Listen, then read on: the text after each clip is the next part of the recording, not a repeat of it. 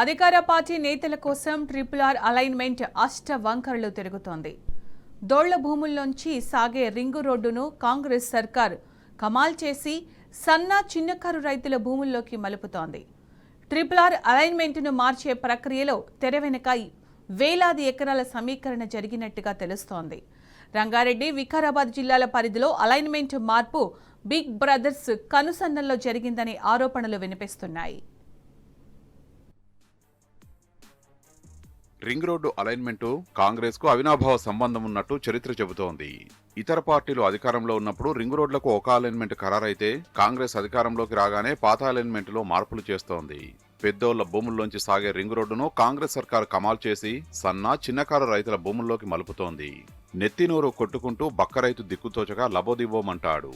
దాంతో కాంగ్రెస్ నేతలే రంగంలోకి దిగి రూపాయి బదులు రూపాయిన్నర పరిహారం ఇస్తామని నమ్మబలికి ఉన్న జాగను గుంజుకుంటారు. పేద రైతుల భూముల్లోంచి దూసుకుపోయే విశాలమైన రింగు రోడ్డు కాస్త పెద్దల భూములకే వన్నెతెస్తోంది.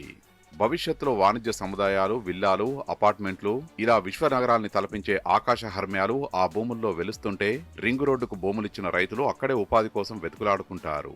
గతంలో కాంగ్రెస్ హయాంలో ఔటర్ రింగ్ రోడ్ అలైన్మెంట్ నాట్యమాడినట్టుగానే ఇప్పుడు రీజనల్ రింగ్ రోడ్ ఉరఫ్ ట్రిపుల్ అలైన్మెంట్ కూడా ఇదే రీతిన పెద్దోళ్ల భూముల్లోంచి మారి బక్క రైతుల భూములను చెరబట్టింది.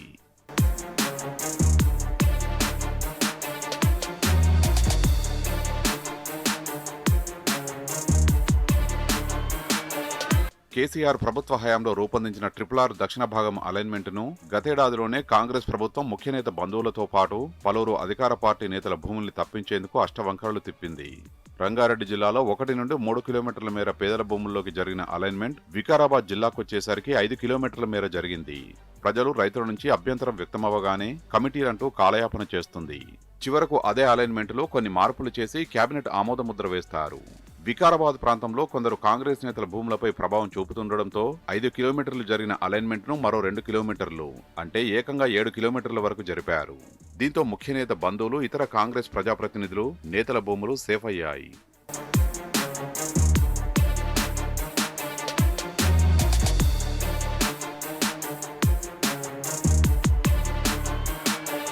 కాంగ్రెస్ ప్రభుత్వం వచ్చిన తర్వాత ట్రిపుల్ దక్షిణ భాగం అలైన్మెంట్ పై అధికారులతో కమిటీ ఏర్పాటు చేసింది. వాస్తవానికి మార్పు వెనుక ఎలాంటి శాస్త్రీయ, సాంకేతిక కారణాలు లేవనేది అందరికీ తెలిసిందే. కాకపోతే అప్పట్లో రైతుల నుంచి వ్యతిరేకత వస్తుందనే భయంతో కాలయాపన చేసేందుకు ప్రభుత్వం కమిటీని తెరపైకి తెచ్చింది. క్షేత్రస్థాయిలో రాత్రివేళల్లో డ్రోన్ సర్వేలు చేయించి రైతుల్లో అయోమయం సృష్టించింది. కొన్ని చోట్ల ఏకంగా 3 చోట్ల అలైన్మెంట్ మార్పులు చేసిన దాఖలాలు కూడా ఉన్నాయి. ఇలా కొంతకాలం అయోమయాన్ని కొనసాగించి చివరికి కొన్ని రోజుల కిందట ఓ కేబినెట్ భేటీలో అలైన్మెంట్ ఖరారు చేసినట్టు ప్రకటించింది. ఖరారైన అలైన్మెంట్ ప్రకారం ఔటర్ రింగ్ రోడ్డుకు ట్రిపుల్ ఒక చోట 40 కిలోమీటర్ల దూరం నుంచి వెళ్తే మరికొన్ని చోట్ల 28 కిలోమీటర్లు. ఇలా ఓ పద్ధతి లేకుండా తయారైంది.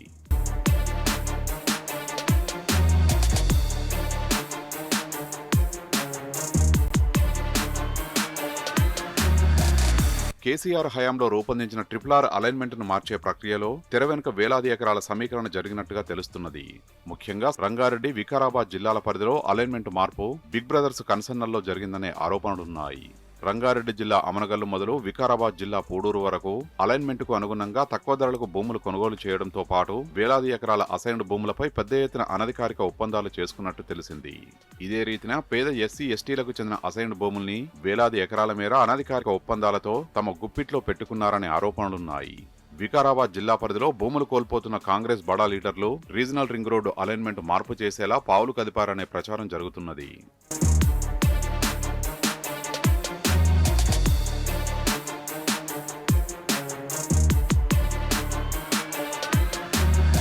పూడూరు మండలంలో 12 గ్రామాల మీదుగా రీజనల్ రింగ్ రోడ్డు వెళ్లేలా కొత్త అలైన్మెంట్ ఖరారు చేశారు. ఇందులో అత్యధికంగా పేద రైతుల భూములే ఉండగా రియల్ ఎస్టేట్ వెంచర్లకు మాత్రం ఈ మార్పుతో భారీ డిమాండ్ వచ్చింది. పూడూరు మండలంలోని ఎనకెపల్లి సమీపంలో 100 ఎకరాల్లో వెలిసిన మైరాన్ హోమ్ వెంచర్తో పాటు Deccan trails resort, Ooty golf కౌంటీకి చెందిన భూములకు నష్టం జరగకుండా అలైన్మెంట్ మార్పులు చేయడంపై అనుమానాలు వ్యక్తమవుతున్నాయి.